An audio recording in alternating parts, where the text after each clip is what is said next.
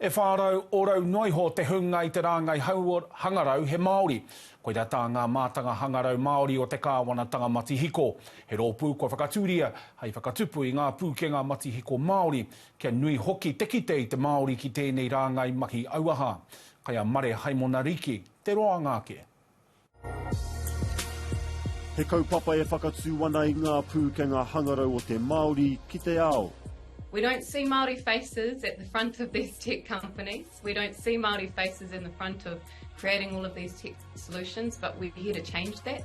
He kāhui Te Kāwanatanga Matihiko e tahi o ngā mātanga hangarau e mahi tahi ana ki te kōkiri te iwi Māori ki te rāngai hangarau. These are people with such depth of knowledge and have such gold and such taonga to offer to our communities and to our people, so we're really, really fortunate to have that kāwanatanga. We have an amazing capacity for diversity of thought, and that's essential for creating technology solutions. Ko te mātauranga Māori, te reo me o nā tikanga ngā pūkenga rauā te Māori e kakapa nei te iwi ki te ao hangarau, hei tā Aliacha, hea mana o te ao Matihiko.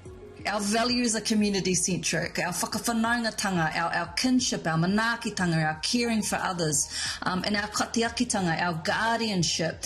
This aligns well with the growing global emphasis on technology and digital. Hei ācha no ahakoa te toko maha tonu ngā Māori ki te rāngai auaha nei hurino I te ao, me kaha tonu tātou ki te poipoi te reanga hou. We've got Māori in NASA doing some amazing mahi. We've got Māori who are doing the digitisation of their pūrākau for their whānau hapu iwi.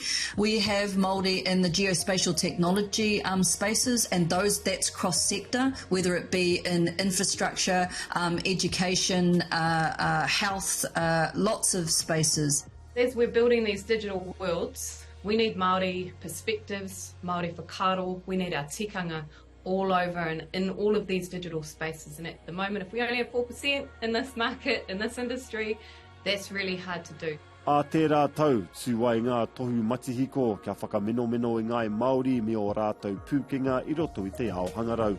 Mare haimona riki, te ao mārama.